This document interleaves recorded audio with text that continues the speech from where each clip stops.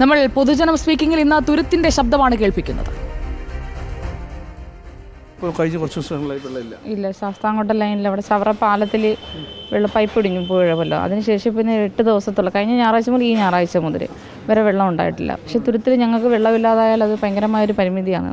കാര്യം കുഞ്ഞു കുഞ്ഞു വള്ളങ്ങളിലാണ് ഇതേ കണക്കാണ് പോയി വെള്ളത്തിൽ വെള്ളം എടുക്കുന്നത്. തുരുത്തിലുള്ള ആളുകൾക്ക് വെള്ളത്തിന് വേണമെങ്കിൽ ഇങ്ങനെ തോണിയിൽ പോകേണ്ടതുണ്ടോ? ഞങ്ങൾ തോണിയിൽ തന്നെ പോകണം. പൈപ്പിൽ വെള്ളമില്ലെങ്കിൽ ഞങ്ങൾ തോണി കൊണ്ടുപോയി വേണം വെള്ളം എടുത്തുകൊണ്ട് വരാൻ. കൊണ്ടുവരുന്ന വെള്ളം ഒരു വീട്ടിലേക്ക് തികയുമോ?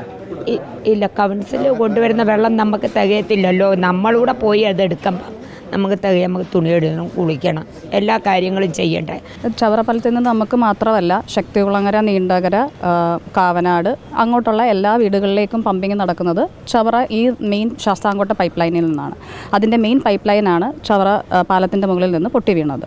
പക്ഷേ അത് ഇപ്പോൾ 8ാം ദിവസമാണ്. ഇന്ന് ഇതുവരെയും അതിനൊരു ശാശ്വതമായൊരു പരിഹാരം നടന്നിട്ടില്ല. ഇവർ ജോലിക്ക് പോകുന്നവരാണ്. ഈ അമ്മച്ചി കാവനാട് മാർക്കറ്റിൽ മീൻ വിൽക്കുന്ന അമ്മച്ചിയാണ്. അപ്പം ഇവരെ പോലുള്ളവർക്ക് ജോലിക്ക് പോകണമെന്നുണ്ടെങ്കിൽ പോലും ഈ പറയുന്ന വെള്ളം കിട്ടിയാൽ അവരുടെ പ്രാഥമിക കാര്യങ്ങൾ നിർവഹിച്ചതിന് ശേഷം മാത്രമേ അവർക്ക് ജോലിക്ക് പോകാൻ പറ്റത്തുള്ളൂ. 9 ഐലൻഡുകളിലും കിണറോ അല്ലെങ്കിൽ ബോർവെല്ലോ അങ്ങനെയുള്ള ഒരു സംവിധാനങ്ങളും 9 ഐലൻഡുകളിലും ഇല്ല. ഈ കുടിവെള്ളമെല്ലാം എത്തിക്കുമ്പോഴെന്ന് വെച്ച് കഴിഞ്ഞാൽ കായലിൻ്റെ അടിയിൽ കൂടി പൈപ്പ് ഇടുകയും ഇപ്പം പണി പൂർത്തീകരിക്കാൻ പോകുന്ന മുക്കാട് ഫാത്തിമ ഐലൻഡ് പാലത്തിന് മുകളിൽ കൂടി താൽക്കാലികമായിട്ട് ലൈൻ ഇട്ടിട്ടാണ് നമ്മൾ ഈ 500ഓളം വരുന്ന കുടുംബങ്ങളിൽ വെള്ളം കൊടുത്തുകൊണ്ടിരിക്കുന്നത്. ഈ ചവറ പാലത്തിൽ നടക്കുന്ന വർക്കുമായി ബന്ധപ്പെട്ട് ഇപ്പോൾ പൈപ്പ് കഴിഞ്ഞ ഞായറാഴ്ച മുതലാണ് ഈ പ്രശ്നം രൂക്ഷമായി വരുന്നത്.